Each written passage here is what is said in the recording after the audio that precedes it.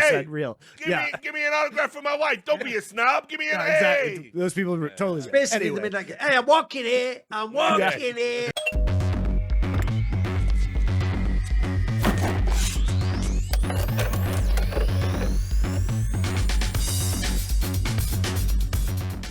Surprise! It's me right at the beginning of this show. Now, we normally don't interrupt the show, right, guys? But this time it's a little bit different. First off, of course, asking you to subscribe, like, maybe leave a comment for the algorithm. But secondly, we have an important question for you guys. Our next arc after Robert Redford is going to be called the Hidden Gems arc. And what we want is for you guys to remind us of maybe some of the less well-known films that we talk about constantly, we reference constantly on Foreplay, but perhaps you haven't seen. And we certainly haven't done a show on them. We came up with a bunch of them, things like, The Fountain, The Man Who Would Be King, True Romance, these kind of films, right? Sorcerer. So if you have some films that you've heard us reference multiple times, but they may not be super famous, and you may want to hear, you were intrigued, your interest was piqued by these comments that we were making, now's the time to suggest it to us. Either drop your suggestions in the comments below. Again, it's not what you think a hidden gem is. It's what you remember us talking about, and that was interesting to you. Okay, so keep that in mind. That's the parameter. And it can't be something super famous either. It might be by a famous director, like Carlito's Way, but maybe not their most famous work. So if you guys have hidden gem recommendations, you can drop them in the channel on our Discord, or you could put them in the comments here, or you could tweet at LFN Movies or hit us up on social media, because we're going to take your guidance on this, guys. So please help us fill out our Hidden Gems arc. Thank you very much. Welcome back to Foreplay. We are in film 2 of our Robert Redford arc. This will be a film that Robert Redford directed and produced called Quiz Show, which, the title may not interest you, but I promise you that this movie is actually extremely compelling and very fun and very interesting. We are going to proceed with Spy Game next week, and we'll finish with The Old Man and the Gun to conclude our Redford. If you want to just do War Games in the middle of Robert Redford arc, why not? Like, different movie. Yeah, very different movie. So basically, guys, this also Rob also Richard's slogan, and I will finish with The Old Man and the Gun. But that ends my tale, children. I'll see you in Cuba, lad. See you in Cuba. So. All right, great name for a movie, I've got to say. Great title for a movie. Yeah, it is. It's a banger. I can't wait for you guys to see it. Wait, Monty, that's even where we should start this episode. I'll tell you why this episode in itself is worthy of being in the arc. One, it is obviously to showcase his directing, and this isn't a film he directed that he was in. He's not even in this film. But also, more importantly, if you just said it's a movie called Quiz Show, already I'm like, is that some sort of like clever murder or something? Yeah. Then if you tell me, no, it's really about a quiz show, and then it's about like a minor scandal of like, if you tell me all this stuff, right, so far, nobody is in. That elevator pitch sucks, bro. Like, nobody would ever watch this. So again, and by the way, there's no violence in this film. There's no like super outrageous, crazy, massive twist. But I'll tell you what, it's just, as you say, Monty, a really compelling film that's really well put together. And it's like deceptively good. Yeah, and also just has insanely good acting in it, which is this is another film just a lot of character actors, turns on its performances. I think a lot of people, if you've watched many movies, you'll be surprised to see how young actors like John Turturro are. For example, perhaps you haven't watched a lot of old films, but you are watching Severance right now, which is what John Turturro is in at the moment. You will recognize him, right? We have a much younger Ralph Fiennes. He's looks crazy young in this movie, especially because he became obviously much more famous later on in his career, but a very fine actor. And it's kind of just a bunch of other people you have seen or heard over the years. Hank Azaria's in this, which I'm sure we'll talk about. Amazing. Yeah, amazing. So there's a lot of character actors in this. And as Doren says, the quiz show pitch is not great, because this is a film that is based off of a real life scandal that happened in the 1950s. And effectively what was going on is that there were several shows when television was kind of in its infancy. They realized very quickly, as we still have today, that having competitions between people, trivia competitions, just like you might do at a bar, is very popular and very compelling. It's why Jeopardy has been on TV. It's a classic one now. It's why Jeopardy has been on TV for decades, guys, is because there's something really fun about playing along at home, seeing what you know, watching people who are really knowledgeable about trivia do well on these shows. But at the time, and arguably possibly today, they were basically rigged, and they were rigged for the storylines, and this was viewed as entertainment. And while this is not a crime, it is a violation of the appearance of the show and the trust that the network has with the audience, and it did culminate in congressional hearings. So again, these are not trials. There is no crime being committed. It's when Congress calls people in to testify before them about various actions as part of an investigation that could, at a later point, possibly lead to an actual legal proceeding, right? But these are more open record queries and questions and grilling of people for the public good, and these still happen to this day. So basically, and I mean, I'm sure you've heard that, like, oh, the Congress is calling the tech CEOs in to like rake them over the coals about should kids be allowed to use social media or whatever, right? It's not that what they're doing is illegal. It's that maybe it will be illegal after these questions are answered, right? And let's also be honest, a lot of it is theater. Political theater. Which is ultimately, you know, look, some of these people that you see on these oversight committees, they are essentially grandstanding for the purposes of like running for creating office a clip on the news. Yeah. Oh, look, I mean, they're so tough on this one issue, right? Yeah. Did they actually do anything? No, they just were like mean to somebody. Yeah, and it's like, look, I mean, like, you know, some of the worst offenders right now, like off the top of my head, you know, I mean, obviously AOC loves it, Ted Cruz loves it. This isn't even a Republican like Democrat issue. It's like politicians love to grandstand, and the thing about these committees is essentially they are given a microphone and they are given unlimited time. Well, not unlimited time, but they are given uninterrupted time, I should say. So it's like you get your 5 minutes. Everyone gets 5 minutes if you're on this committee, and that's why you'll hear that phrase, reclaiming my time, reclaiming my time, reclaiming my time, just over and over and over again. It's like, you know, it's borderline insufferable because they're all reaching for these moments of virality. The one thing I would say here is like this is by the way, they definitely do, even as you're saying, Richard.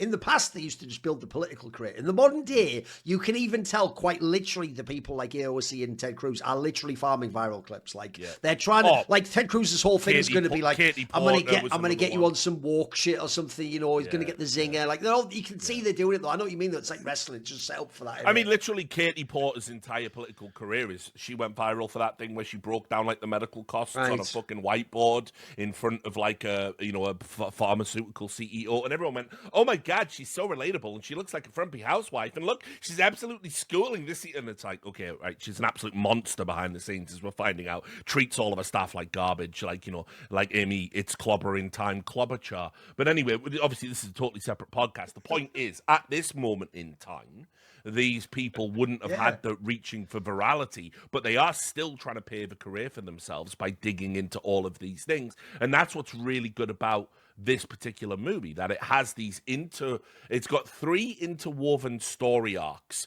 And what you realize by the end of the movie, what you thought it was about is actually not what it was about, and it is about class commentary, class and, I guess, anti-Semitism in America at this particular time. And also, I would say, in a similar fashion to Watergate, you know, this was the kind of the start of the dissolution of the public trust in institutions, and like that's very clear because it wasn't just this one show. I mean, like in the 50s, there were a bunch of them. It's got to be said. There was like the $64,000 challenge had one. This game show 21 had one. There was a spin-off of the $64,000 challenge called the $64,000 question that had a scandal attached to it. The Tic-Tac-Toe show that Rafe Fiennes' character originally auditions for also had a scandal. And ultimately, what's interesting about this is after like 9 months of congressional hearings, I don't think anyone was indicted in the end. So it's well, what crime did they commit? Like I mean, it's like they say exactly. It's on so the hard show, to define, right? you know, nobody got hurt by this. It was entertainment. That's why I also think, Monty, sometimes people don't get this aspect of this film, is to me, the real big bombshell is this. That guy, the reason he can't be allowed to go and pretend he is answering is because he is literally a fucking professor at college, bro. Like, he is supposed to, like, represent the ideas of, like, remember, he's like an educator, not like, you can't then do that and then be getting rigged question, pretending you know the answer. That's just symbolics at that point in time. You know, I know what you mean, though. It's why you're in the movie. This is also the thing that's quite interesting. Even though they draw us into this whole, like, almost like trying to get people to turn state's evidence style, like, you know, you got to come to our side and we'll give you a reprieve thing, is the guy who's the big head honcho TV guy even basically says stuff like, it's not like it's a crime, is it? It's just entertainment. He even does justify it quite well. Like, you could believe that's what they would think. Bro, I love the line when he confronts him in the elevator and he says, I have got you banged to rights. I've got this nailed on evidence. And he goes, if that's true, why are you the one sweating? I have Enright cold. Yes, sir. That means I have you. Really? Really. Then why are you the one that's sweating? And just bing. Cold as well, that guy bosses that scene. He's only in like 2 scenes, but that guy kills it. He nails it, man. Yeah, so basically, you know, this is a representation, obviously, with dramatic flourishes of a real scandal that happened that, I mean, I didn't know about. I hadn't seen this film, and I was completely unaware that this had even happened in the 1950s, so I had to do some research on it. By the way, they literally do the classic, you know, sequence of black screens, like, and then little Billy grew up to make hot dogs and so on. They do that, like, they fucking Stand By Me or whatever. It gives you one of those classics. So you know, it seems quaint now, but I think like this is one of those dominoes, like Vietnam, like Watergate, that really, you know, those were instances where people began to distrust the American government, and this was a manipulation of people's trust. So there's even that thing, Monty, where they had like a bizarre thing where they're even doing it like, and then a Gentile wins long, like what? Yeah, you know, because that's that great scene, obviously, where he goes, and he goes, I looked into it, it's true. You're like, what? Yeah. Told me this whole story about how when a Jew is on the show, he always loses to a Gentile, and then the Gentile wins more money. Right? Who could dream up a scheme like that? A symptom of his Van Doren fixation. The thing of it is, I looked it up. It's true. And they go, they just look at each other. It's perfectly done. Look at that. Check that. It's great. So anyway, like, you know, this is about the, you know, the institution of television, the institution of media, which people want to be able to trust because that is how they get their information. But this is also the dawn of true mass media in a way, right? That all of these, and it's explicitly stated, you know, this is an NBC channel, and this NBC channel is broadcasted from coast to coast. They say it in the movie, from New York to Los Angeles, from Seattle to St. Petersburg, across our affiliate network. And what a marvelous technology this is, that you can watch something live, right? Live on television at the same time, somebody on the West Coast, somebody on the East Coast, everybody's watching the same thing, and it's being broadcast live from a studio, and you're trusting that the information you're getting is true. And they might say, well, the news we broadcast was true, you know, as true as we could make it. We tried to present that well. But how do you trust that if they're saying that this competition has been completely faked, right? And it is all done to make the highest ratings and the best possible script. It makes you call into question everything. And people don't really understand, I feel like, the idea of simultaneous media, because that's what happens. It's like the news pops up everywhere on your phone in the world at the same time now. But for like almost all of human history, that's not true. You cannot have the same experience as somebody in a different location at the same time. Just literally impossible. You know, until you can't even have instantaneous communication until the telegraph is invented. In fact, the first time, there's a book, really good book called River of Shadows, which is actually about the invention of moving pictures that talks about this. But this book talks about how when they drove the spike at Promontory Point, the golden spike that united the railroads on the east and west coast, it was the first time in American history that everyone had experienced something all at the same time, because they wrapped telegraph wires around the spike so everybody knew when it was driven in and the railroads were united. Like and that was in the, mid 1800s. This is a very recent phenomenon. So people have to be able to trust this institution that we can have this shared experience. So millions and millions of people are watching this show, and it was all a ruse, right? And that is, like I said, it seems quaint now, but imagine if you were in that era, because no one would have had an experience like this previously. This would have been earth-shattering. Yeah, but also as well, and I think like the movie does a good job of not beating you over the head with this point and kind of like just leads you down a road to sort of discover it for yourself. Because television was a relatively new technology, people viewed the television as almost like a reflection of reality, right? Yeah. So anything you were that seeing so anything that chisels away at that, to suddenly be told this thing that you've been watching is actually curated and controlled like the fucking Wizard of Oz by a bunch of people behind the curtain. Especially live TV, right? Because that's the innovation. I mean, there have been movies, right? But people knew that was recorded. This was live TV. That was faked. And obviously, like people, like you said, with things like movies, and by the way, they even make that point in one of the early scenes at the start of this. They make the point and go, when, can't remember which actor it is, but they're like, when he like parachutes, behind enemy lines, he's not really doing it. They're making a comparison to film and cinema to make Ralph Fiennes' character Charles Van Doren more likely to be complicit with the deception. But the problem is, to the average American, this is apples and oranges, right? Like, they don't understand the entertainment business. They don't understand that they are having a curated experience. They think they are watching something that is real and believable and trustworthy. And so obviously, yes, this is ultimately, in a much broader meta sense, this is about, no doubt why Robert Redford was attracted to the project. This is about American institutions betraying the American people, which they all do, every single one of them. It might seem quaint because it's a quiz show, but ultimately the point still stands that this is a story about deception, and the deception that everybody can acknowledge this is wrong. Money's involved, people's lives are involved, and yet we get to the end of it and no one is really punished. People's lives are ruined because of this. Yeah. And obviously, as Duncan alludes to with that, like Stand By Me, because I think Robert Redford has done this in a few movies. He loves a fucking pre-credits, title card kind of thing going on. He loves that. I think he does it in a bunch of his movies. By the way, this is Robert Redford's best movie as a director. But it says about the guy that started it, Richard Goodwin.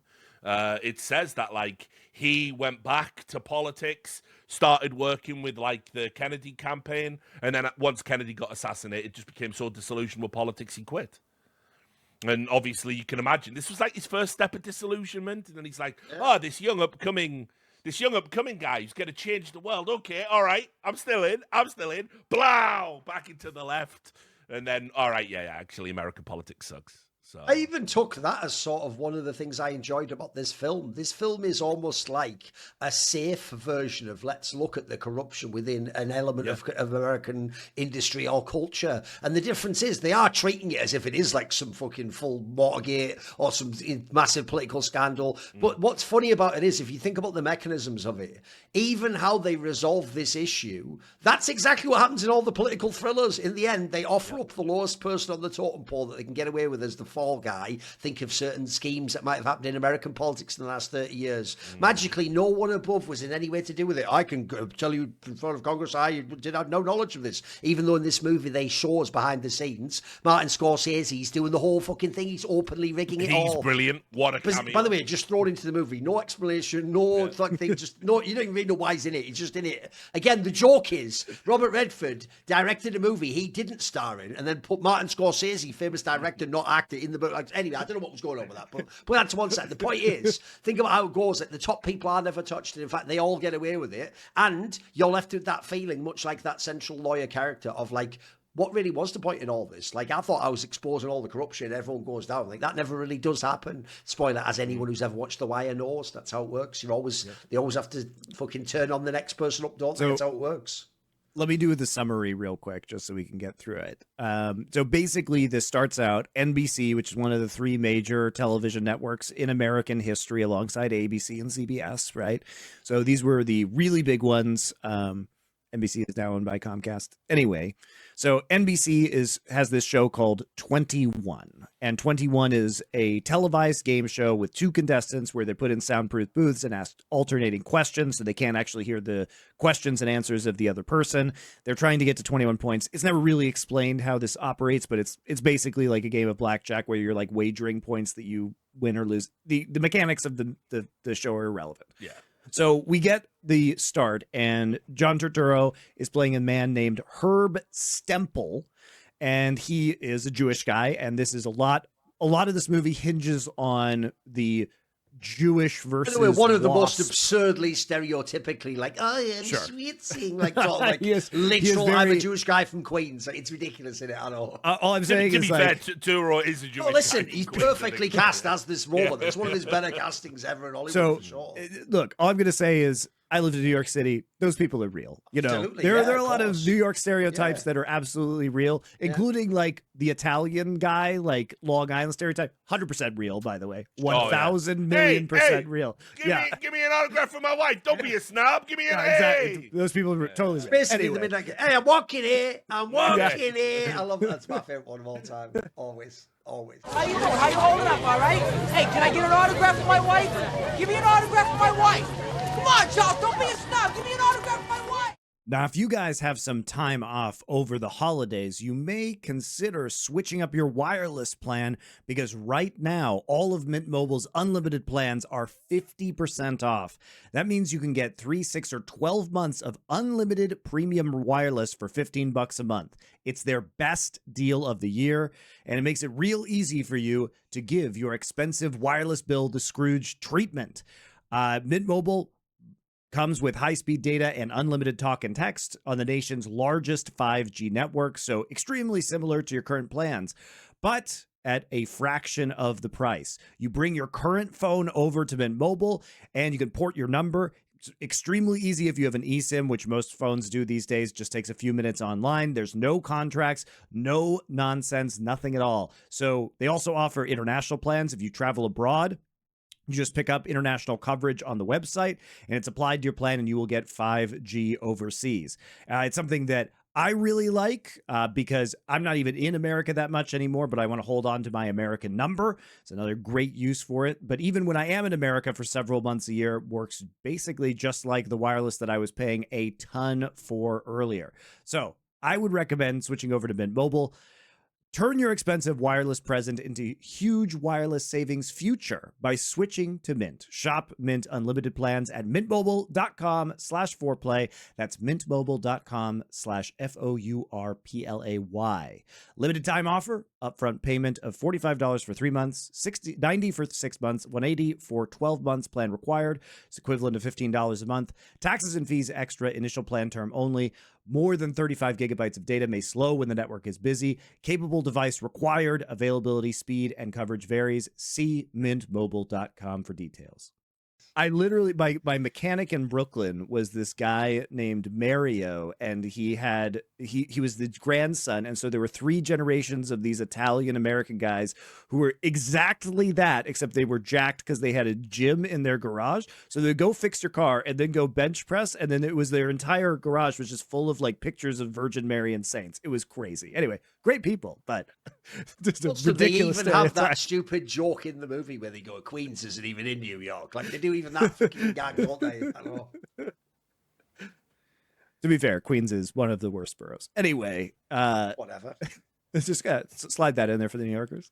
Anyway, so we get Herb Stempel, and Herb Stempel is the latest, reigning champion. Think about like how on Jeopardy, you get these people who just kind of continue week after week because they keep Monty, winning. at least his character is plausible. Like, he does look like he has weaponized autism. You could believe that guy is on some GeoGuessr shit where he would know every single topic like ever. That one, I actually think that's quite one of the elements of the movie that's quite good. Is like, it is plausible that guy would know all the insane answers. He does know a lot of stuff. Yeah, I mean, here's the thing: is like they do pick people who know a lot of stuff. It's just they may not know the answer to every question, so they have to take a fall here and there. So they are manipulating things, but they're using intelligent people who would be good at. It's how if you actually ever stopped and thought about it, you would know that it had to be rigged. Because, like, I'll give you an example. We have a show not too dissimilar to that concept that does work in the UK that isn't rigged, called University Challenge. But the point is, you generally only know your specialist subject that you're the university student on, and you can go on that. So the point is, the guy who can do the physics answer can't really do like the classical music answer or the geography one. But the point is, this guy's trying to act like he just is mega mind and knows everything, and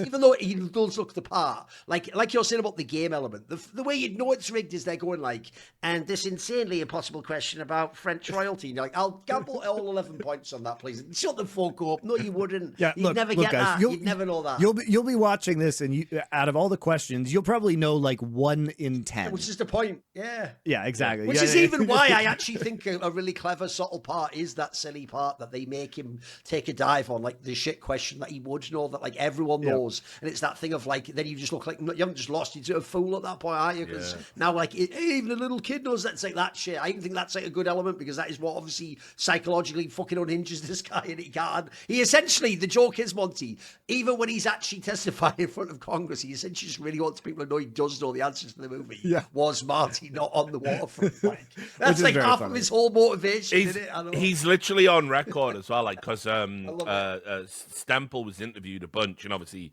he was a 15-minute of fame chatterbox. And he because that detail is true. They did try and wreck him on the Marty question. Okay. And the reason he was upset is because he loved that film. He said it's like one of my favorite movies of all time. So there's like no way I would have got it wrong.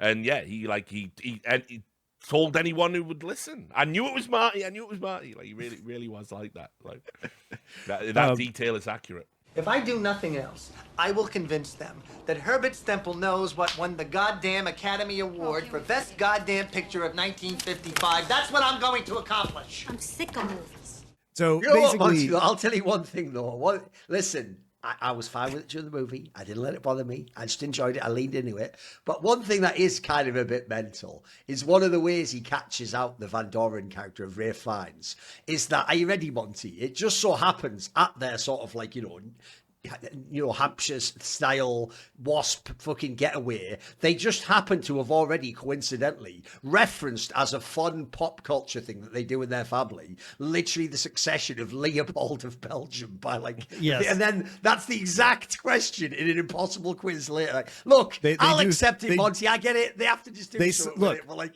what are the chances of that? They just Slumdog Millionaire it, I know. It's just like, I know. Yeah. It's true. Yeah. We just accept that they Slumdog. This is a be precursor real. to Slumdog Millionaire. This is a movie. You said at the beginning. This is a movie about the performances, bro. There are so many good performances. Hold on.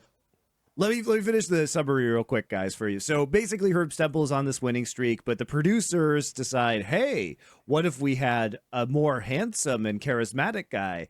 So enter, of course, Charles Van Doren, who is a real person. He really is the son of some famous literary people in America. So they see him and they're like, wow, look how good looking he is. Look how charismatic he is. He also has this academic literary aura around him and this legacy. So you do have to understand that he is trading on the Van Doren name, which is very important because he ends up dragging his parents' legacy through the mud, basically. So all of a sudden, he is coerced into competing on this show to beat Stempel. And they say, well, it's going to be questions that like the ones we asked you in your audition that you got correct. Maybe we just throw those into the show, right? So that's what happens, and eventually they just straight up start feeding him the answer. He becomes incredibly successful at this show, becomes a celebrity, starts becoming full of himself. He's also he's an instructor at Columbia, very critically. He is not a professor, which he would have to earn the status for, but he starts allowing himself to be called the professor in spite of the fact that he is not. So he's like stealing glory, and he's creating these falsehoods around himself. Meanwhile, his father is like trying to retire. So Herb Stempel is told to take a fall and they say, okay, you need to get this question wrong, which is what he's incensed about that we were talking earlier. So he loses to Van Doren. Van Doren goes on this. He gets on the cover of Time magazine, which I guess actually happened in real life. I didn't double check that fact, but I don't think they would do it if he wasn't actually on the cover of Time. So he becomes like this incredibly popular celebrity. This show 21 starts topping all the ratings. It's the most watched show in America. They're saying it's reaching like Lucy levels of watching. If you guys know, Lucy was the show of the 50s basically in America. So anyway, Van Doren eventually himself, he is portrayed as voluntarily taking that fall in a question we know that he knows the answer to. In reality, I believe NBC told him to take the fall because they needed to switch it up and, make this, get a new winner, basically. Behind the scenes, Stempel has been trying to convince the government that this was going on, so they convened a grand jury. The NBC corruptly basically bribed the judge so that he would seal the information so nobody would find out that the shows were rigged by NBC. This causes a lawyer who is working for Congress to come from D.C. to New York. His name is Goodwin. And so Goodwin shows up and he starts running around New York investigating everybody, talks to Stempel and some of the other people who end up having proof that this was fixed. He takes it back to Congress. Congress calls the hearing. They start dragging in all of the Stempel and other contestants and the executives at NBC and the producers in order to find out what was the truth. Van Doren eventually decides that he's going to come clean and actually testify before Congress. So he does and ruins his own life, basically. But the truth is out there. And then he is basically kicked out of his teaching position at Columbia University and has to do things for the rest of his life. And that's it. Nothing ever actually really is resolved in the end because it wasn't a crime. It's just immoral. So and that's the film. And if that sounds boring to you, trust me, this is an extremely compelling film, and it is definitely not boring, and you will be enjoying all of this as it unfolds because the acting is so good, the dialogue is so good, it's very well directed, very well paced, and so you're constantly engaged in this drama between all the characters as it unfolds and who's telling the truth and who's willing to admit to the fact that they were, being given answers. Herb lies about it at first, then Stempel comes clean about it later on. Van Doren is on the fence about whether he even wants to admit that he's a fraud because it tears down all of his own perceptions about himself. So there's a lot of existential questions here and societal questions that are really fascinating that we will discuss. Yeah, I mean, I think as well, like, what's great about the film, like as I said, this is easily Robert Redford's best directorial movie. What it does really well, and I feel like we might be saying something similar about this thing.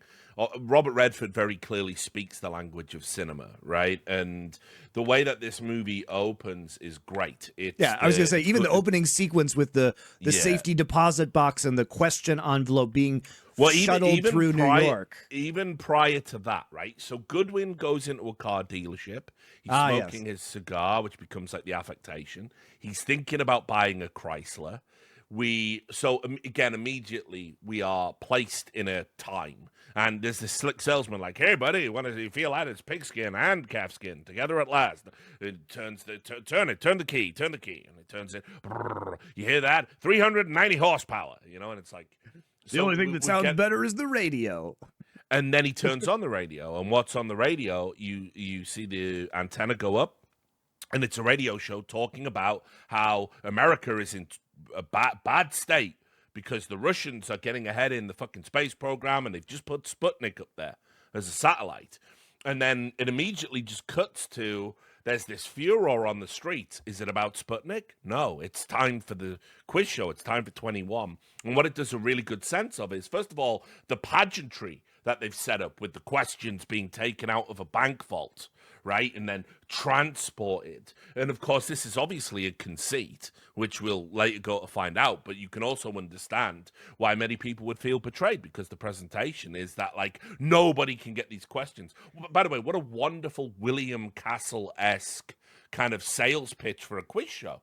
Nobody has these. These questions are so important, we put them in a bank vault. Total bullshit, total theater. But also, it's the contrast between the car salesman and the scene where basically the pitch is, wow, look at this amazing car. But what you realize is that the envelope being taken to the studio and the start of the production is the same pitch. It's an entertainment pitch. Yes, to get you to buy something, which is the reality of the show. It's actually like a brilliant, brilliant contrast. A deliberate juxtaposition of a sales pitch. Then you are presented with an unspoken sales pitch, right? It's great. The opening is unbelievably strong. And then the other thing it does a great job of is everyone's running home. People in the bar banging on the tables. Put fucking 21 on the TV right now. Bums, which isn't the appropriate term to call them, but it's time appropriate, so forgive me. But they're looking through the window, you know, like look at watching other people's TVs. Be careful with using time appropriate terms for things, Richard. Okay, well, you know, hobos. We'll downgrade. We'll downgrade it. We'll downgrade it. Hobos is fine. So anyway, they're looking through the window. Away with this one. I was gonna say some other ones maybe no. Yeah. Well, listen, not my tempo.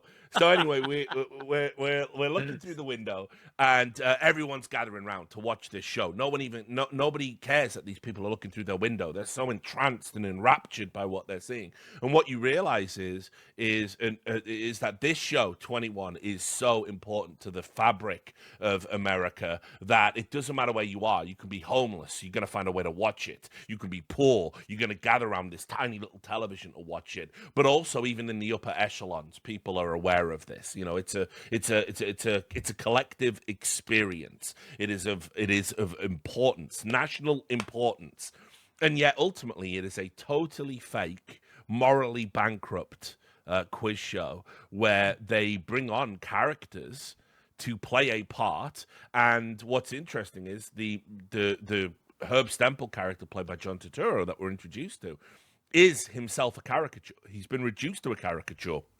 Yes, he's Jewish. Yes, he's from a poor neighborhood, you know. And no, he's not a know-it-all. But they deliberately dress him up, as you find out over the course of the film. He's being dressed up to look like an idiot. They give him an oversized suit. The watch that he wears, by the way, which I don't think they reference it in the movie, but in real life, they gave him a shit watch that was so loud, the studio mics would pick it up, and it would add to the tension when he would do his little theatrical pauses, like tick, tick, tick, tick, tick, tick. So all of this is happening in like 2.5 minutes of screen time. It is insane. It is like, by the way, for a director who isn't that accomplished, this is fantastic. Good. This is an unbelievably strong opening to a movie. What I love about the opening too is the opening is the insane American engineering. Remember, these cars in the 1950s, unrivaled, right? Yep. The American car industry, these are wonders of the modern world. And the other thing that it does in contrasting the car is show, look at this production, the production room, the fact that they're starting with the timpani, the drums that are making the sounds. It's an amazing feat of American ingenuity to have this television show be live and to have all of the pomp that goes along with it. Look at the logistics of this thing.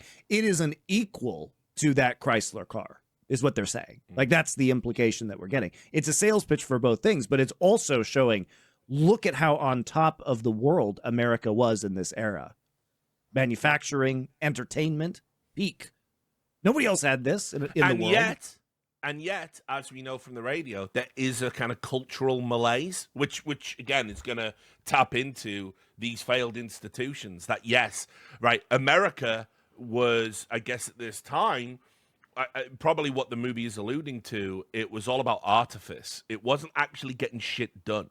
Russia got that satellite up there. American institutions are more about appearances than substance, right? I mean, so I think there's like a nice little, just a little subtextual thread that you can like follow on as you go through the movie. And ultimately, as we said, the movie just is about institutions not being what they appear to be, which is great. And as I said, I mean, like, you know, I think before we even get into performances, the structure of the film and the pacing of the film is excellent. I mean, exceptional.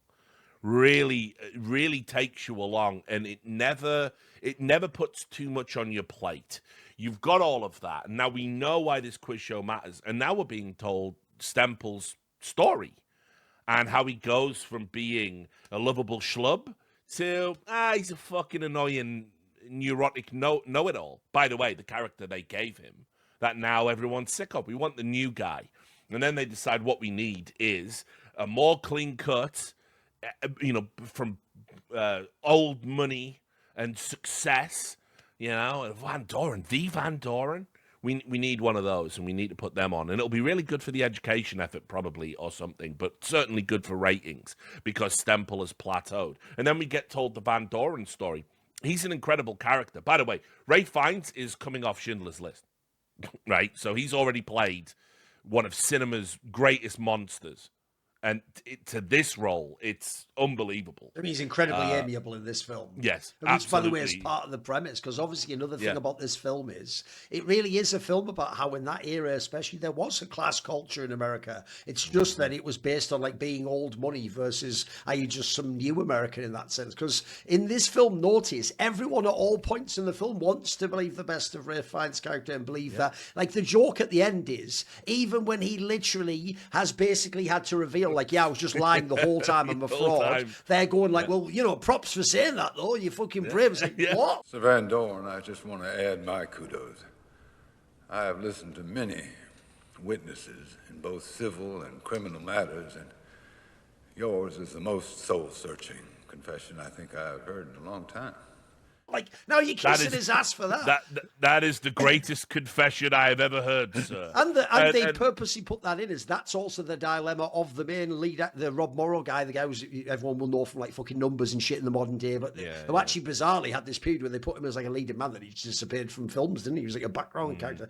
That guy, remember, the whole premise is he didn't even want himself to ever investigate the Van Doren. He likes the Van Doren guy. Yeah. He wants to be accepted into their little group. In fact, they even add in that scene where he's playing poker, which is probably going to make you think, he's going to figure out the tell this guy's lying. He never figures out that guy's lying. Yeah. He has to just be told at the end because he doesn't want to believe it. No one does. It's also why I actually really love the performance of the Paul Schofield, the father of that guy. By the way, he's great. Guy from A Man for All Seasons, one of my all-time favorites. That guy just kills it as that role of like the fatherly figure where it's like, but isn't there something you want to tell me, son type vibe? Like, you can see how he cracks his fucking kid on this one. It's mega. What's really and how heartbreaking to let someone like that down. Yeah, well, what's really good with Ralph Fiennes' performance and indeed the character and the way it is subtly written is there's never a scene where he explicitly breaks down and says, my father, my successful father, he's wrought so long, I wanted something for me.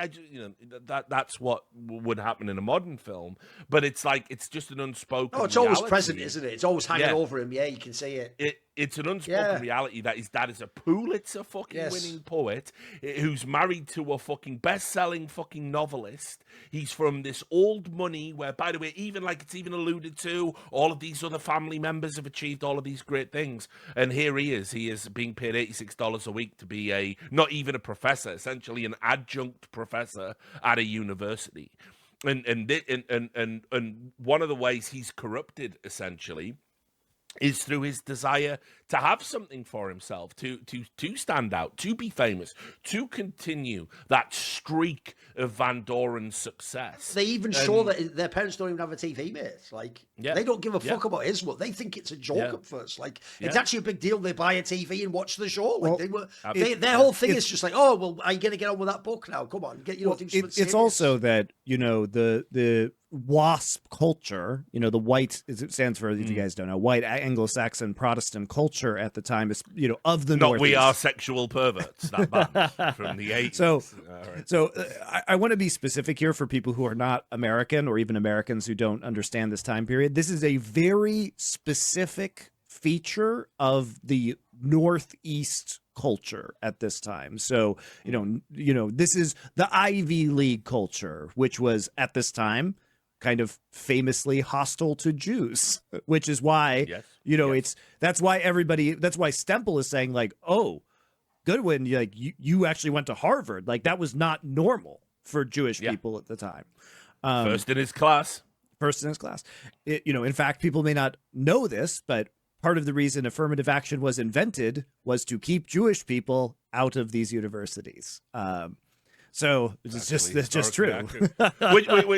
which is another thing I always love because, like, obviously we're seeing a lot of anti-Semitic horseshoe theory coming into reality right now.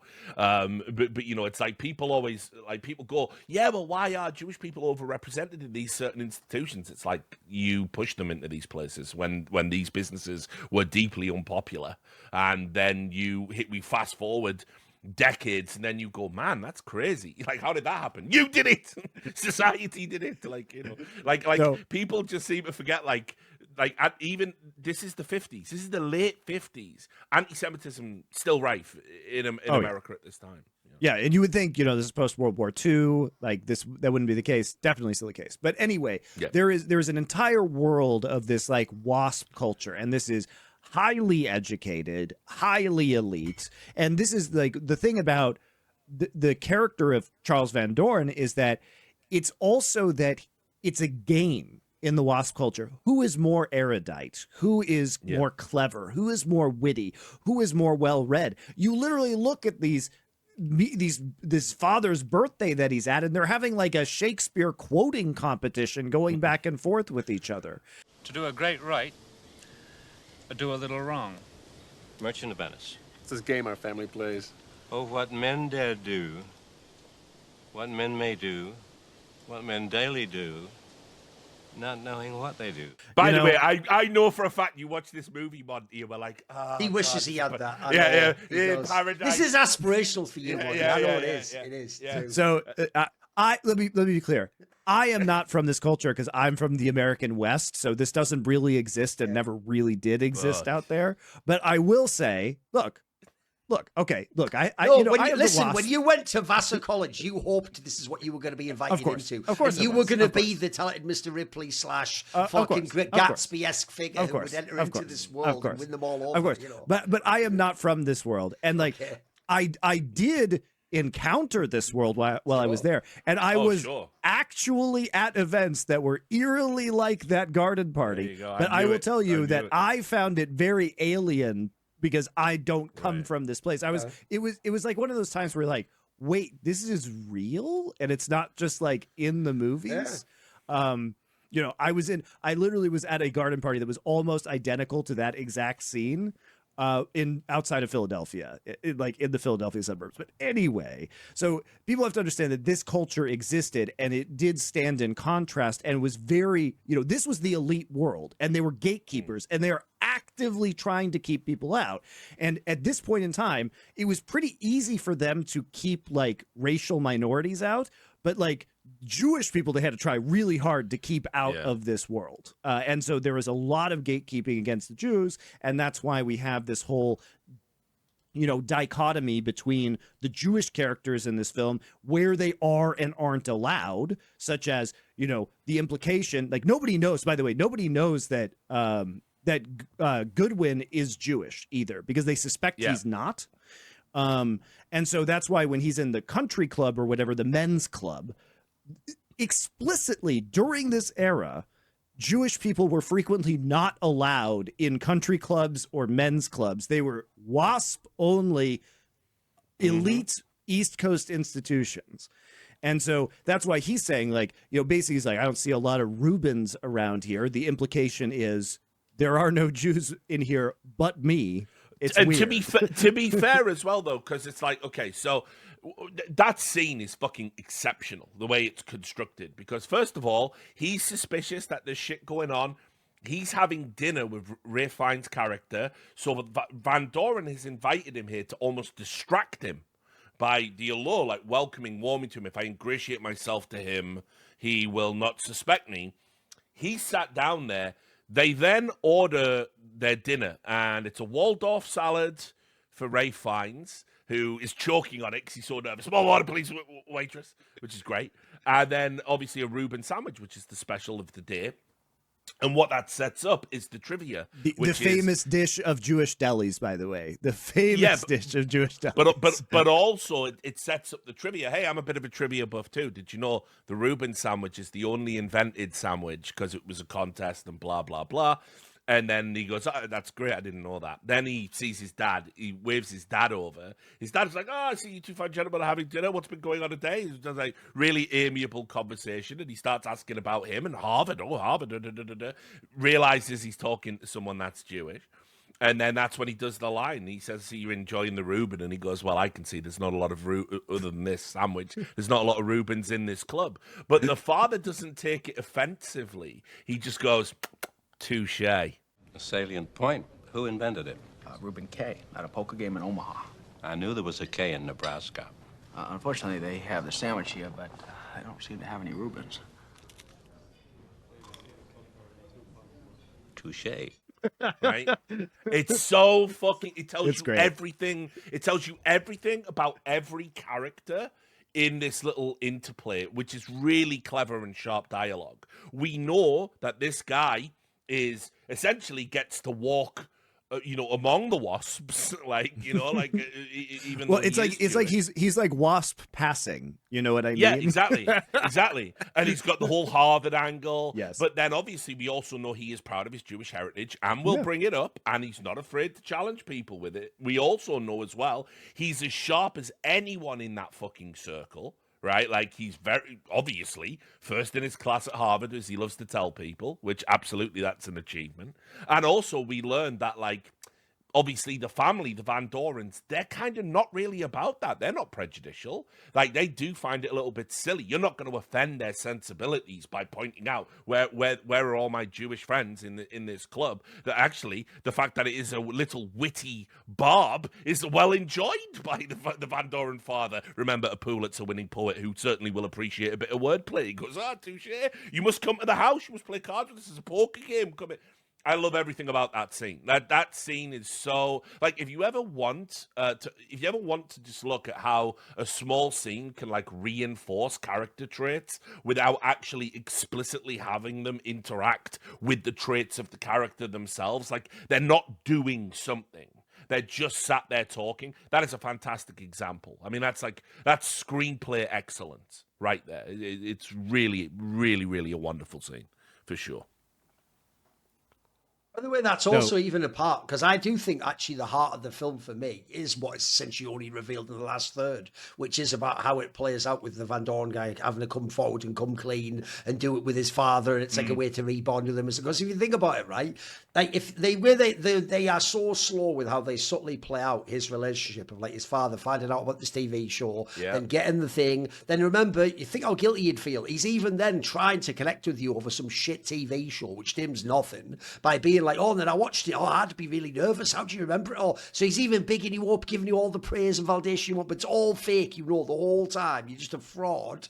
And then it seems like that's going to be fine, though, because you're going to spin it into like, and then it's okay that I didn't do like the professor thing because I'm going to be like a world teacher, like an education figure with my own show. But then imagine having to go back and walk that all the way back to like, basically, I fucked up. Like, I've just lied the whole time. I think that is like the soul of the film, mate. I think that part's really powerful. It was a goddamn quiz show, Charlie. An ill-favored thing, sir. This is not the time to play games. Not mine own. It was mine. Your name is mine.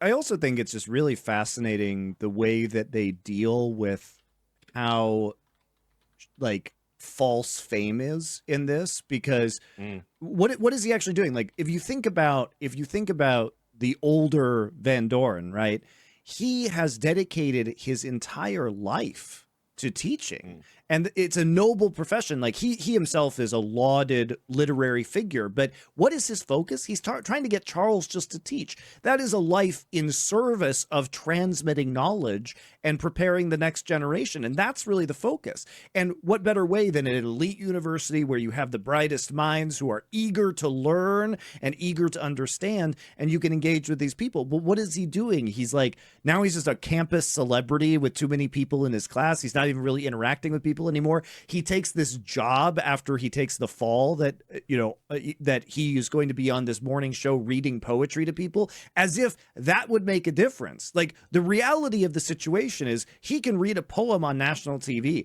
but that's not going to do fucking anything for education. He's not going to change anybody's life by doing that. Television is a false god.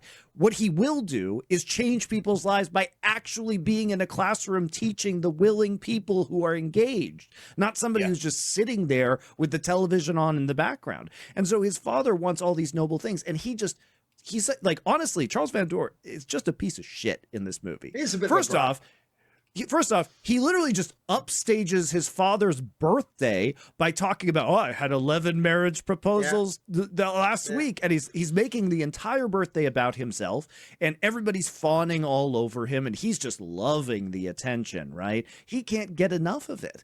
And everything about his noble goals, the legacy of his family, the things his dad is trying to teach him are completely dismissed for this ephemeral fame that is complete bullshit, that is entirely based on fraud. Like, this guy is a giant sack of shit.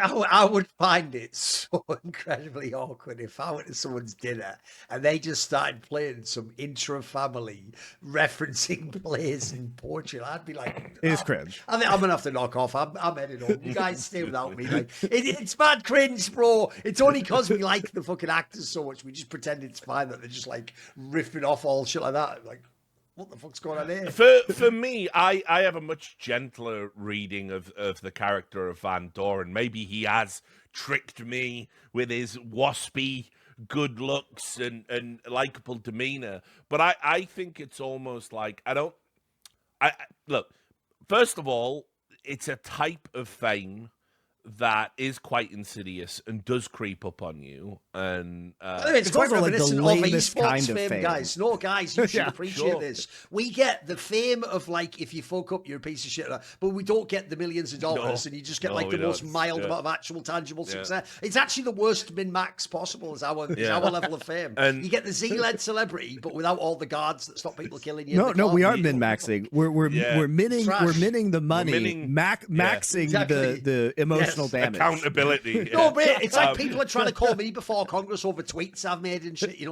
while I'm actually having a shit, like, it's fucking mental. Give it time, Duncan. Give it time.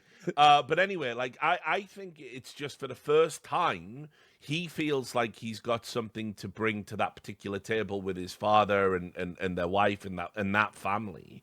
Because he was quite an unremarkable man. And also, if you know the story of the real Van Doren, which obviously the movie doesn't extend, although, again, he gets a little title card at the end. He gets a little... nothing about the real story, yeah. But like, what happened in real life is actually, I think he genuinely was contrite. I mean, he never gave an interview about it, right, for like 30 years or whatever. It's impressive that he didn't try and monetize this at any point. He was offered in like 92 before this. He was offered money to collaborate with a documentary they made about it. He declined to be in the documentary for gratis. Then in 94, Redford offered him like $100,000 or whatever just to be a consultant on the movie to make sure it was accurate to his experiences. He turned it down. He absolutely at no point attempted to monetize this, and he lived in essentially permanent exile. And how did he dedicate it? What did he dedicate his life to? He was the motherfucker writing Encyclopedia Britannica for 30 years. It's impressive. Like, Yeah, no, but what I'm saying also, is also, by the way, he had, I think he had literally an MA in astrophysics and then a PhD in literature. Yes. He's a smart guy. Well, they even like, have a really scene smart. like that in this movie where that's how they imply that. Like, of course, you'd be getting the answers. You're a dickhead, random guy from Queens. He has all these things. Yeah, that's another class thing. By the way, good point. Yeah. No, it is, but that's also point. also why I'm more in the Monty camp. And I do think, like, look, Ray Fiennes won me over, but there is an insidiousness to it. You know what I mean? Put it this way. Yeah, of course. There's like a Fredo character hit him, bro. He almost resents the fact that he's in this massive family, but he's the schmuck nobody, and he's mad that they're all mega. He's also only 33, which I understand in entertainment means you're already washed. But like the point is that in comparison to an academic career, 33 is really young for an academic. His dad's, you can go in your 80s, man. Like people just keep on trucking. So like if you're going to be one of the grand old men of academia, like you got a long way to go. You're a young pup in that field. But see, he doesn't want to take the time to do that.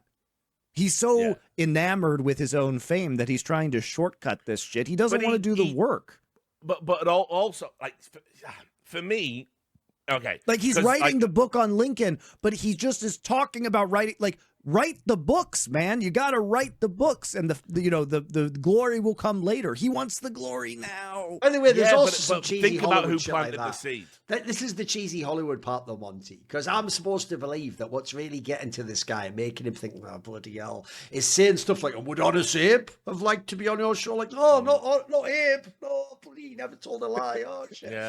Listen, there's a lot of Americana in this too, boys. It's all good. It's all good. Well, it's Robert Redford. It's enjoyable, though. The thing, it's not jarring, like I say. I'm just making fun of it. Robert Redford, obviously, he say what you will about him. He did love America. He had a patriot, he had a very optimistic view of what America could be, and it shows not just in his acting, but in movies like this that he directed. And I think what's the other one he did? The Lions for Lambs or something like that. That was another one again, like where it has this like very, even when it's covering difficult subject matter, he does have a very like aspirational view of what America can be. And God bless him for that. But anyway, so look, I for me, I definitely feel that like, he's not a giant piece of shit. He just got corrupted. He got corrupted by a machine that is designed to corrupt people. I mean, he was ripe for corruption, though. Let's put it that way. Yeah, that's fair. But who isn't? And like Stempel, who for me, by the way, I think is the much more interesting character. Actually, I think for Stempel said like, the minute I said yes, like who wouldn't want to make $25,000? That was it. They had me, and it was over for me. And I think it's a really interesting. I love that they give Turturro the scene in front of the congressional hearing, and what you realize is he is funny, he is charismatic in his way, and people are like laughing in the crowd, and it's like, he told me specifically not to smear my brow, but rather to pat for optimum effect. Of course, I'm schwitzing the whole time because they turned off the air conditioning. Excuse me. Mr. Chairman. He maintained the entire time, like by the way, also, what a stupid way for a conspiracy to unravel. Of course. Just give him a fucking guest appearance on a show, you mad bastard. You easy. produce hundreds This guy of is them. so desperate for the most minor I mean, remember, he even was initially fobbed off with just like, we'll talk to someone about it. Yeah. Like, he was all buying he wanted that, to do was be on Celebrity so Squares. Instead, the whole thing comes tumbling down just because you won't let him just be on a ship panel, so I know. Exactly, that's all he Just wanted. think about it, right? The part that Squares, also is not even the center square. Another key mechanism in the film is that because he's so resentful of what's happened, he's willing to make himself now look stupid by admitting he got all the answers. By the way, that was his only claim to fame, was that he was the super genius. So he's willing to burn himself just to get back at it. They are the worst people, by the way. Like, absolutely. So if you're ever in a conspiracy, criminal or otherwise, and somebody says, I'll bring it all down, I don't give a fuck, and you go, but then you'll be implicated too. I said what I said, motherfucker. All people motherfuckers. Yeah, exactly. You either take care of them or you take care of them. man. Like, 'cause it's the only way it's gonna work out. Like, you know what I'm saying? I've seen enough movies, guys. Like that. Well, yeah, that's trouble. also how you know that this was just a quiz show thing with like a minor implications politically or whatever. Because also some peshy motherfucker would have paid this guy a visit. Yeah. You know what I mean? He'd be sleeping with fishes now. Come on. Yeah, he would have had his head would have been in a fucking vice by fucking 3 o'clock, man. It'll be like one of those suicides where you shoot yourself in the head 3 straight times. Yeah. We call those a Clinton, the old Clinton. But yeah, it's like it's crazy, man. Like you know, and that's why I love the fact that actually he does get that moment, and what you realize is, you know, they really did do him dirty. And it's like, again, this isn't explicitly stated. It's just that there's these little breadcrumbs that you follow through. And what you realize is, yes, he might be this, you know, very, you know, he might be an almost borderline stereotypical Jewish person in real life, right? But what they did to him was, because he's Jewish, we're going to lean into these like schlubby, silly stereotypes because that's what we want to present on TV. And then when we get our fucking wasp pinup boy come along, we're going to absolutely fucking make him take a dive. Not just take a dive, make him take a dive on something like an absolute bitch. I know, it's yeah. I do love that where he's like begging. He's like, can't you just make it a physics question? Yeah, make it a physics question. By the way, also, why wouldn't you just do that? Like, for fuck's sake, if you want to keep because it's a humiliation ritual. Yeah, because exactly. it's more entertaining. Because what people are not going to be talking about if he has a hard physics question the next day. What they want is people to say, "I can't believe that guy who is so smart screwed up this one. Even I knew that one. I must be smart." Even I knew that one exactly. I saw Marty 3 times. The best picture from 2 years ago, and I don't know it. Someone of your intellect, and it's such a simple question. Don't you see the drama of that? Drama? Herb, don't do this to yourself. Please let me lose on a physics question, not Marty, Dan. And so anyway, I love that. It's good TV. Yeah, well, and that's literally what he says to him over dinner. And by the way, even then, he says, like, just give me your fucking, I need a spin-off, I need the money. You realize he's been finessed by some bookie, so he's not even getting the 70 grand. Which was like, by the way, I did the calculation.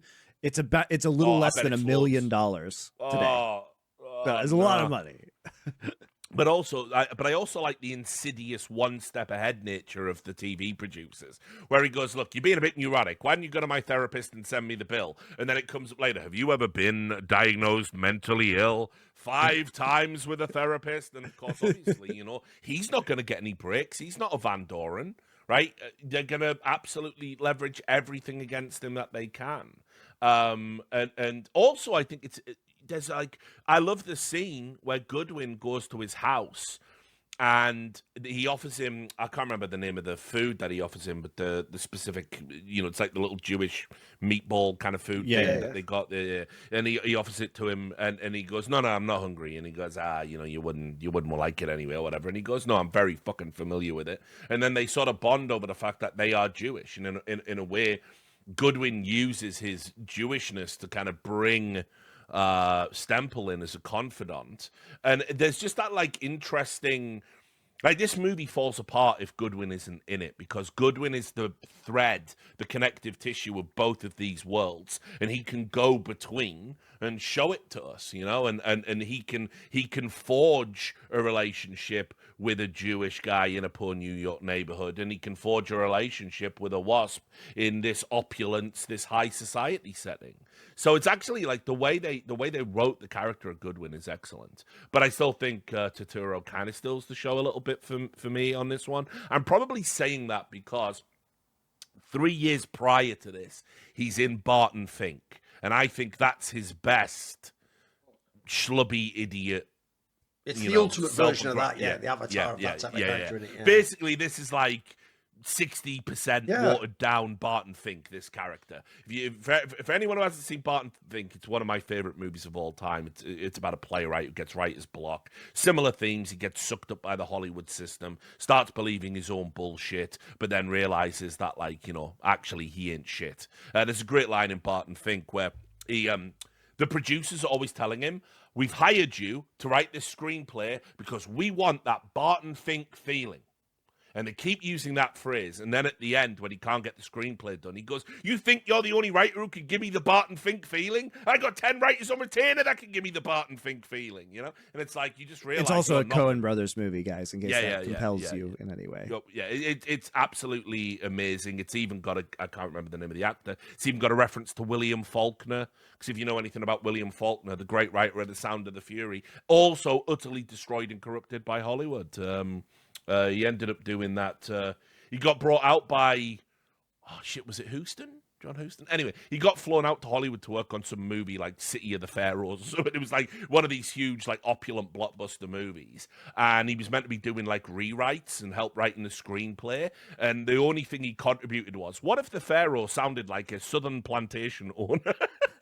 No, it was just so William Faulkner. He was just drunk every day. And there's like a reference to that in Barton Fink, which is really wonderful. But the point still stands. All of these movies, Barton Fink and this, that it's about how Hollywood entertainment, the entertainment industry, obsessed with artifice, corrupts everything it touches because it can offer you money and it can offer you fame. And ultimately, they're not interested in whether it is attained honestly or not. Doesn't really matter, you know? And that's what this is. So Turturro's great in this. I mean, always been a fan of Turturro, but I think he's really, really good in this. And kind of the heart of the movie, because he's the one who gets done dirty at almost every step of the way, you know. And that's what you realize by the end. He's like essentially holding a bag of shit, reputation totally in tatters, while Van Doren gets to slink away and write encyclopedias for the rest of his life, you know. By the way, also love me a Christopher McDonald bit part role. The guy who plays the horse guy. Think of him in Requiem for a Dream. Obviously, Shooter McGavin's the classic one. That guy just kills it every time he has a fucking role, doesn't he? It's just money. Well, if you need a guy who just looks like a fucking mean, miserable... Like, there's something about the way his face is structured, dude. He just looks like that guy. Like, you just wouldn't want to fuck with him. You know what I mean? But also he can turn on the charm. He's got mad resting bitch face. I don't know what the male equivalent is. He just looks mean. Like, but then when he needs to be charismatic and big smiles, his whole face lights up. He's like so good for this type of role. So yeah, I do love him. I mean, also as well, like we said, we were going to talk about it. Hank Azaria is fucking great. Like what an underutilized talent though down the years. Like when you realize that, doesn't want the answers anymore. Just wants the questions. Who? The Great White Hope. Then what the hell is egregious? Foreplay is brought to you by Raycon. And I would recommend checking them out because if you're listening to our podcast on the go, whether you're at the gym or you're working, you may want to listen to it on some nice Bluetooth headphones. And you may also want to hear what's going on around you. So if you're looking for a holiday gift for yourself or for somebody else, I would check out these Raycon wireless earbuds right here. These are the essential open earbuds, so they wrap around your ear and sit on top. So there's nothing in your ear canal. You can hear everything going on around you just fine while still listening to some premium audio, come in a variety of colors as well. So great option for a stocking stuffer. This holiday season. Right now they're up to 20% off for the holidays, so you should grab them while you can. If you want something that goes in the ear canal, they also have, of course, their regular everyday earbuds. These come with active noise cancellation and transparency/awareness mode. So these are another good option. Both of them I've used at the gym. They work great. You're not going to have them fall off or anything like that. It just comes to the preference of what you want on your ears. And Raycon has over 3 million customers, and the sound quality is just as good as the way more expensive brands, but they're half the price. That's right, because they're not paying for all that retail markup. And if you don't like them, there's a 30-day guarantee, so you could just send them on back. So very low risk here, guys. All you have to do is head over to Raycon. The essential open earbuds are here for the holiday season, and they're selling fast. Raycon audio products are up to 20% off this holiday season. Go to buyraycon.com/4playopen, FOURPLAYOPEN, to save on Raycon audio products site-wide. Order by December 15th to guarantee delivery by Christmas, because great gifts shouldn't show up late. You and I have a specific love, Richard, for Brockmire, which is the Yeah. show of his that nobody has seen. Yeah, it's but so good, man. I will pitch this to you guys. It is about a down and out baseball commentator, which obviously we come from esports commentary, so we come from the sports commentary world, so we love it. But basically, the premise is that his wife, he's the main character, Hegazaria, and he's this named Brockmire, and he's a down and out baseball commentator who has a meltdown on air after he finds his wife cheating on him, gets kicked out of the major leagues, and then goes on a drug and alcohol bender in like Southeast Asia for years, and then is rehired to be the voice of like a minor league baseball team in the middle of nowhere in Pennsylvania. And it's about his like attempt to get back into baseball commentary. And this show is fantastic, and no one has seen Eastbound and Down. It's Eastbound and Down for commentators, basically. Yeah, it's fucking great. Hank Azaria is insane in this show in terms of his acting ability, and the fact that he basically cannot turn off his play-by-play commentary for the entire show is both incredible from an acting perspective and really funny. So it's a great show. Definitely watch it. Yeah. I think like he obviously is such a strong voice actor and definitely doesn't have like a conventional look to be put in movies, but I just think like whenever you need this, like he's brilliant in this. I mean, like he's so good. Like he's absolutely pitch perfect as kind of the lackey to the producer. Like I don't even know what his official title is, but he's almost, whenever you need a guy to help with the sales pitch, he's there. Like, think about it, Van Doren. No. It's so good. He's obviously he's like very famous for The Simpsons, right? But I mean, he was in Heat in a minor part. He was like, he's also was a very successful like stage actor. But I mean, he's fantastic in The Birdcage. Like we'll probably do The Birdcage at some point in time because I really think that movie's hilarious. We talked a little bit about it in the Gene Hackman arc. Save it for that fucking save it for that Spit Roast arc or whatever. That could be the one you forced down our throats. Hey man, I'm just saying Nathan Lane and Hank Azaria are very funny, and they're all very funny in The Birdcage. Let me also tell you about another unsung hero. Right, I think this is something I'm going to start doing more. It's the screenplay writer, Paul Attanasio, and he is a guy that he's not a hack in the sense that this guy is just money, and he's got a really cool origin story because he used to be a film critic. And he used to like just his gimmick, like a lot of critics, was, I'm the guy who says the quiet part out loud. Sick of hearing that phrase in 2025. Where he would just eviscerate movies, just absolutely eviscerate them. And he just realized like how kind of like creatively unsatisfying that was. So he decided instead of, tearing shit apart, I'm going to build some shit. I'm going to go out and create. And he created, which, by the way, you all owe a debt to this TV series, whether you know it or not. He created Homicide: Life on the Street, which was the first collaboration with David Simon, which was his book Homicide, A Year on the Killing Floor, all about where David Simon, a journalist, embedded himself with the Baltimore Homicide Detective Squad. And you're going, oh, Richard, this all sounds familiar. Yeah, it's the fucking Wire. It's the prototype for The Wire. There are scenes in The Wire that are lifted entirely out of Homicide: Life on the Street. Yo, you know that scene where they trick the guy into thinking a photocopier is a lie detector, right? First done in Homicide because that was lifted directly from the books. And so anyway, he created that, and that TV series, it's one of these things. Unfortunately, not a lot of people have seen it now because it went out of syndication. And it's another reason why you must own physical media. I have it. It's only on DVD.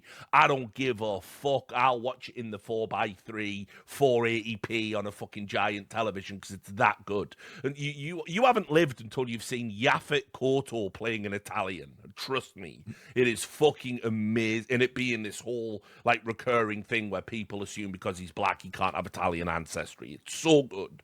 It is an amazing TV series. Anyway. Not only that, right? He did Donnie Brasco. He adapted Donnie Brasco from the book. We all love Donnie Brasco. That's fucking sick. He was a rewriter on Speed, Pop Quiz Hat Chat, right?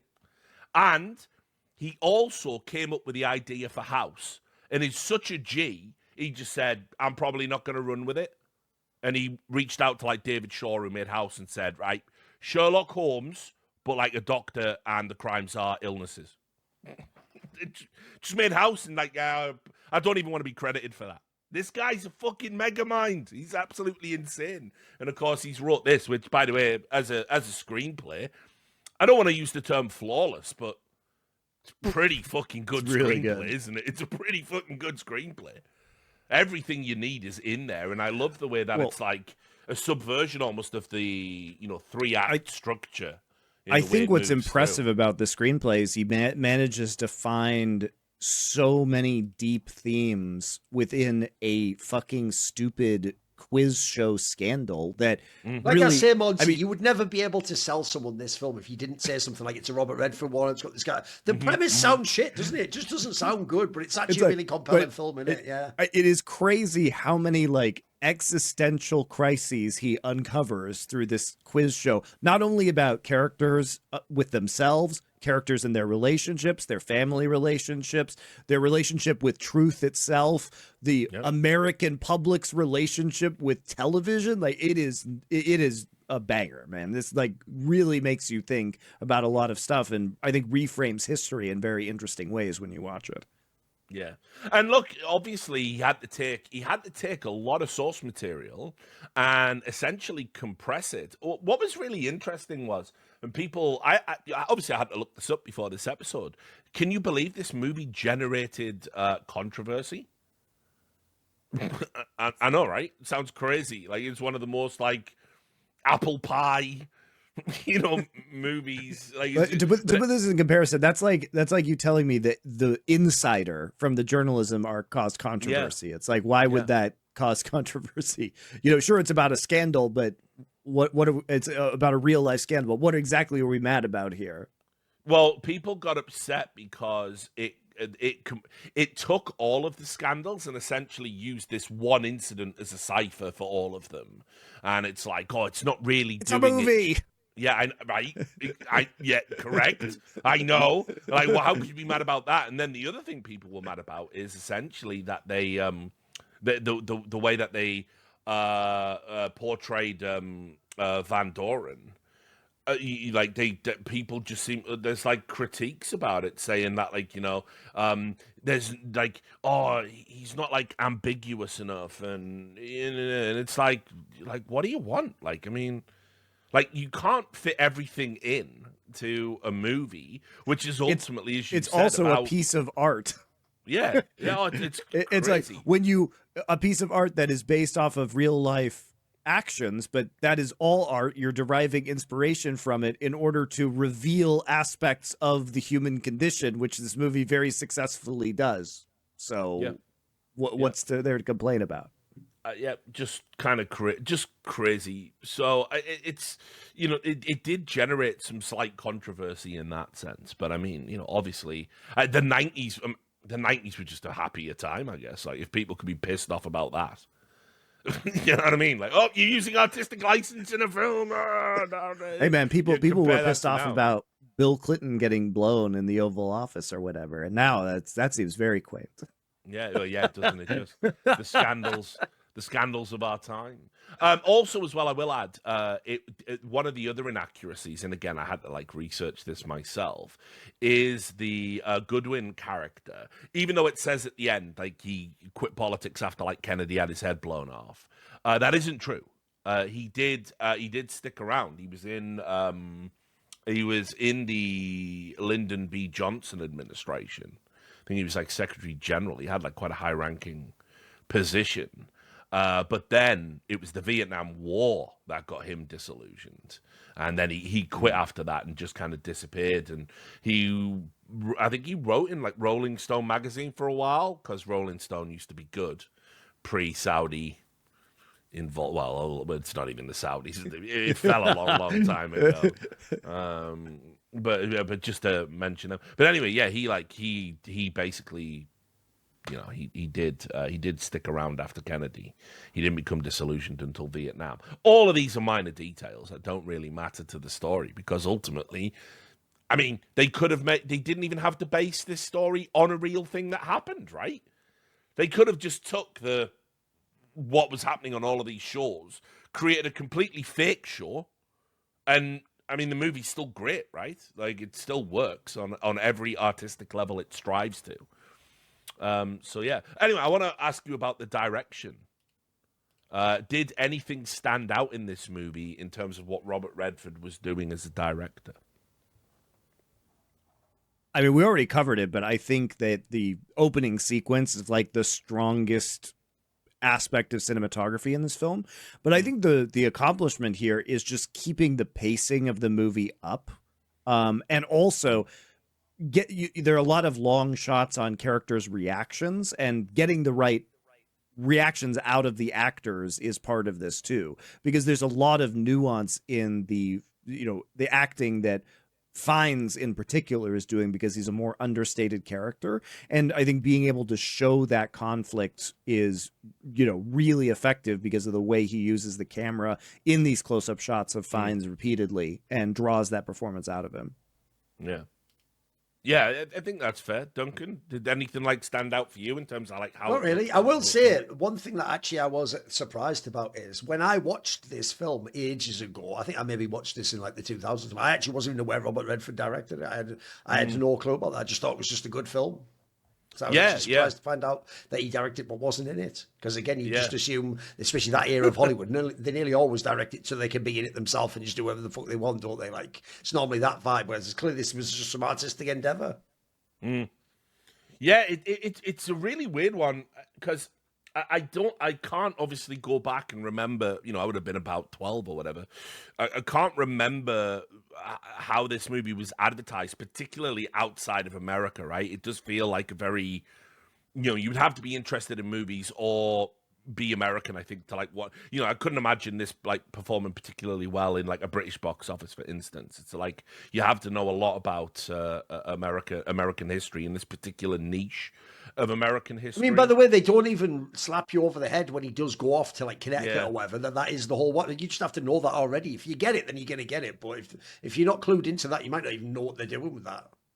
And this movie, it got it was really well received critically speaking. If you look at the Academy Awards, Robert Redford got nominated for Best Director for this. Think about that. Think about how many actors have been nominated. I mean, and I'm just saying nominated, obviously not even one, but nominated for Best Actor and Best Director over the course of their career. That is a tiny, tiny club. I guarantee it.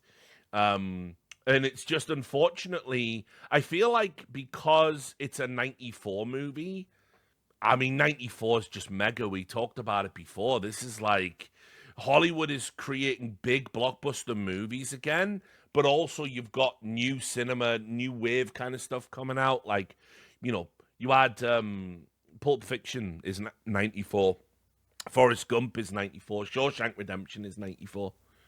Fucking Ed Wood is 94. It's just a real tough year to stand out, honestly. The sad thing is they started writing this screenplay in 1990, and I feel if this movie had come out in 92, I think it does better and it probably wins an award somewhere along the line. By the time you get to 94, you just got no chance. You're just another great movie in a sea of great movies. It's kind of unfortunate. And if you look at the box office, it doubled its box office. But if I said to you, Robert Redford has directed a movie, right, and it is all about this aspect of American scandal, and it's been nominated for 4 Academy Awards. I mean, you go to the cinema to see that, right? You don't even have to tell me the title. Which is another problem I guess I have with the movie. I think Quiz Show is a terrible title. It really is. Yeah, there is no getting away from that. And look, if you ever want to realize how these things matter, talk to William Friedkin. William Friedkin, with the movie Sorcerer. Sorcerer is arguably his best film, and again, one of the best. We will do that. We've alluded to that before. Yeah. We will do that movie. It's one we definitely need to get to. It's another one of those ones I want to make people watch. Yeah, absolutely. We'll do the nerve-wracking arc with Sorcerer and only pick extremely nerve-wracking movies to throw Uncut Gems in there. That would be a good one. But I mean, look, it was basically William Friedkin had become obsessed with the I can't remember who it was. It's Miles Davis, right? Miles Davis did Sorcerer. Is that right? Well, anyway, he was listening to that album all the fucking time. And he just wanted to call the movie fucking Sorcerer. And it's like, this is the guy who made The Exorcist. You think it's like an unofficial sequel? You think it's about magic and fucking all sorts of stuff? It's about and truck, by the way, guys. And by the way, also as well, because he was so fucking stubborn in the way he edited it, there's not a word of English spoken in the first 20 minutes of the movie, but it is an English-speaking movie. It could have all been fixed, but he was on his bullshit, he was on his hubris. Is it his best film? Probably. But to sell a movie is a very different beast than to make a great movie. And I definitely think Quiz Show, what's it about? Like, would 21 have been a better name? Probably couldn't have used that. I don't know, but like, it definitely needed something a bit more snappy than fucking Quiz Show. So probably not a lot of people went to see it on that basis. Also, the poster's kind of wank as well. It's just the back of the packaging is bad, which is why, like I said. By the way, I'm not even joking. The actual poster even looks like that could be Robert Redford. He's not even in true, it. Actually. Yes, true. It looks like him facing away from him. Doesn't it? Looks like he must be the main character. Why would you show the back of somebody's head with a headset on? It's so weird. Rob Morrow getting billing above Ray Fiennes is also kind of. I want to ask you about that. How did this guy just get some of these early gigs and then just disappear into like the wilderness for like 15 years or something? Because he's one of those people where when he pops up later, he's good. Like he's good in Billions, or he's good in a bunch of stuff I've seen him in. Yeah. I mean, look, for me, and like, you tell me if you disagree with this, I just don't think he had, like, leading man chops. I don't think so, but it feels like they were trying to put him in that box at one point in time. Yeah. They were trying to test him out in some of these movies.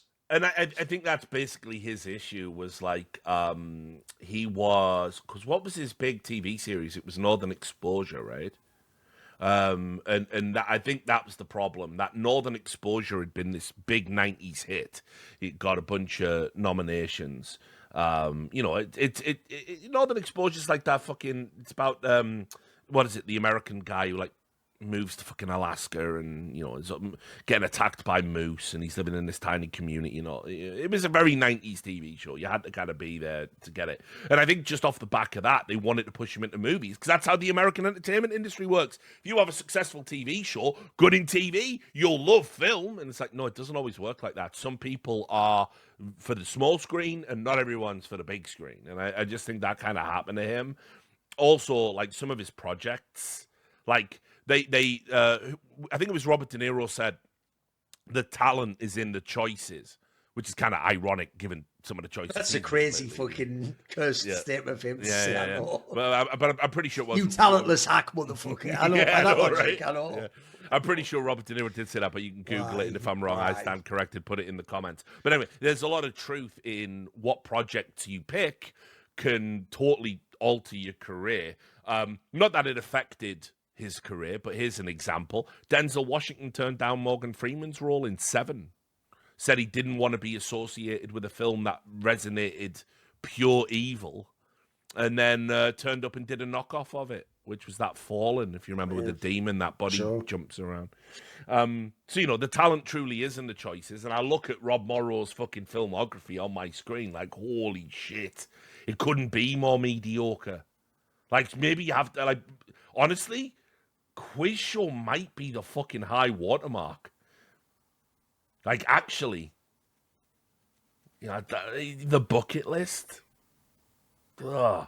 Speaking of Morgan Freeman. By the way, though, I'll tell you one thing. We only briefly touched on, but also another thing is I have so much time for Ray Fiennes in movies, man. He's genuinely a mega underrated actor. I don't think has he ever turned in a bad performance? It's why I pronounce his name the silly way. Because obviously he's just Ralph, isn't he? But no, he's earned to be called Rafe, however you want to fucking pronounce it, mate. You know what I mean? Man, this guy's an unbelievable. Even in go look at his films, man. Questionable films, like what was he in recently? Like Conclave. Like he's insanely good in Conclave, even though that movie completely fumbles the ending in such a massive way. He's phenomenal. Yeah, I mean, look, I'll say this about him. He feels like a throwback, which is why I really like him. You know, he feels like a throwback to a time when traditional, you know, classically trained British actors dominated the screen, and you wanted them in your movie. It didn't matter what the role was. By casting them, it gave a credibility and an authenticity to the project. Ralph Fiennes might be the last holdout of that. And I also love as well, like, again, talking about the talent is in the choices. He's such an interesting dude in terms of the projects he picks. Like, imagine if I told you the same actor was the lead, essentially, in Schindler's List, you know, playing, you know, a diabolical Nazi, Quiz Show, playing a lovable, amiable, nouveau riche, you know, quiz guy, and then Strange Days, where he's obviously the fucking great forgotten sci-fi you know, movie that was scripted by James Cameron. And then, by the way, just a romantic lead, I'll just do The English Patient. Like, who is this guy? Like, that goes rich, isn't it? Yeah, who the fuck are you? Like, you know what I mean? That's like crazy. And I'll also say this, and this is controversial. I love Manhunter, and you know, we've talked about that a lot as well. You know, me and Thorin have a love for Michael Mann. We just don't talk about Miami Vice, and we're certainly not talking about the Heat sequel either. But I know it's not happening. We're never doing that on this show. I actually really like Ralph Fiennes in that Red Dragon. He's mega in it, man. He's really good. Yeah, he plays plenty of flaws in the film, but he kills it. Yeah, he's very good. I think he's the best thing about that movie. And you know, he's just he's another one of these people where it's one thing. I have a massive amount of affection for people who never act down to the level of the movie. I mean, the joke would be if you've ever seen, like, one of the best examples ever of this is the fact that, like, fucking what's his name, Christian Bale finally relented to be in a stupid, like, cape shit movie. And he just sent it, bro. Like, he doesn't matter that he's in a shit one that no one gives a fuck about. He acts like he's doing Macbeth or something. I know. Like, it's I have so much sad. respect when people... Yeah, but the thing is, though, when they can do it, it just shows the skills these guys have, you know. Because, like, at the end of the day, these guys... It's like that famous scene... If you've ever seen, there's a famous photo of Ian McKellen playing Gandalf in Lord of the Rings. And it's just pure green screen. It's just a whole green screen around him. No actor in the room. And he's just... Just like more, but it just shows you that's where you know you've got fucking skills, mate. You don't need any of the trappings. You don't even need a person. You could just do it to the back of a fucking tennis ball. You're just that skilled. Some of these guys, I know that I agree, Richard. There's something about Ralph Fiennes. He is just like he almost himself could be a Robert Redford character. He should have been like a Hollywood fucking part of the furniture. He's just mega. He's just mega in everything he's in. I genuinely think he has, like, one of the best, like, you know, we were talking about British actors, like, that are active right now. I think he's got one of the most interesting filmographies. You know, not everything is a win, and he's he's the only reason I watched that Menu thing that was in the recent horror film. Yeah, great. Someone like him draws you in, mate. You want to see a film like it. Yeah. By the way, I didn't hate The Menu. It was all right. I thought it was all right. It's an interesting, you know, kind of good central conceit. But I also like the fact that, like, you know, he said, like, listen, I'm not above playing fucking Voldemort. You know what I mean? I'll do a Harry Potter movie, of course I will. And then it's like, you know, and then I think he goes and directs Coriolanus straight after that. All right, mate, you're a fucking legend. I guess that's just who you are, man. And obviously as well, we talked about it recently. He stole the fucking show in 28 years later, mate. How he was needed in that movie. I can't even. Because the stitching was starting to come apart, and then it had to be something good as well. They're all hyping and building up to meeting this doctor, and he's basically the Steve Irwin of the fucking zombie world, just like living among them, knocking them out. Oh, I see you met Samson. We better go before he wakes up. Like, I'm in. I love you. I fucking love you. So yeah, he's just great, and he's great in this. And like I say, I think the strong visceral reaction you have, Monty, might be the correct one to the character, but for me, I think he's just seduced me into his little game, like Todd Howard trying to sell me Skyrim again. You know what I mean? I'm just like, I love you, Rafe. You can cheat on that quiz show. It's okay. You literally are the congressman at the end being like, no, I really am. You apologize beautifully, therefore you are forgiven. Yeah, I love this guy. And like I say, I think he's one of those actors that I think, gonna get his flowers at the end of his career, when he's old and not working as much anymore. Because I don't even know how old he is. I mean, he must be getting on. He looks great for his age, but he must be in his 60s or something. Exactly. Yeah, it must be in his 60s. He was born in 62, mate. So, yeah, there you go. There you go. 63 by that logic. Yeah, they're fucking crazy. 62, And he looks great. By the way, running around shirtless in a zombie film still in looks his excellent. 60s. Yeah. Never let himself go, as far as I can tell. No, absolute legend. So I mean, look, this is the beauty of this quiz show movie, to bring it back, is that there are so many great working parts in this. And I don't know how much Robert Redford would have had to do with the casting, but I'm going to wager quite a bit because he also produced this film. And I think it's excellent. I think even his bizarre choices for cameos are perfect because I can see how Martin Scorsese is relishing playing that fucking ball-busting Hollywood producer, probably the type of guy he's interacted with a bunch. He's like turned down all of his great ideas. The way he's going out of his way to love, I'm rigging it or whatever. Like, it's just all fucking over it. And what are you going to do about it? Yeah, I love it. It's great. Yeah. Think about it. You could do exactly the same thing, but just making the questions easier. See, the audience didn't tune in to watch some amazing display of intellectual ability. They just wanted to watch the money. There's like a couple of others. Like we already talked about Paul Scofield. We talked about Hank Azaria. I mean, there's the guy who plays the other. He's that guy. I forget his name, but you've seen him in a million things too. The one who's with Hank Azaria. Oh, guy or whatever. Whoever that actor is, he's also been a million bit parts in films. He's always good. Similar sort of roles. David Paymer, he's called apparently. Not a name I would ever remember. No, but one of those ones where you don't know the name, but you know the person the second you see them. They've been in 1 billion movies, haven't they? Yeah, always playing the same kind of Weasley. Yes. Yeah, you gotta love it. So yeah, I mean, like the parts of this movie are all so really well thought out and interconnected, and obviously this was just like a pet project for Robert Redford. He knew. I mean, here's the interesting other little tidbit. He knew the real Richard Goodwin. He actually knew him in real life because they did a movie in the 70s called The Candidate. And I think he was a consultant on that. It's about Robert Redford's characters, like running for office and stuff. And there's like a ton of like actual real cameos, like Hubert Humphrey's in it and stuff. So like I have no doubt that, and he also had a really good relationship with Paul Attanasio. And so I think like basically what Robert Redford did for this movie, and probably why it's his strongest directorial movie, is he pulled together a bunch of actors he admires and knew, and probably knew they'd be an easy direct, right? Because none of these guys are stars yet. We've talked a lot about this on this podcast about other movies that do this. Get them when they're coming up, and obviously Turturro's coming up, and Rob Morrow's coming up. Little did we know this was as high as he would ever get. Ray Fiennes is coming up. Coming off the back of fucking Schindler's List, and he's just gone like, I can direct these guys. I'm Robert Redford. They're gonna listen to my notes. They're gonna listen to my input. But more than that.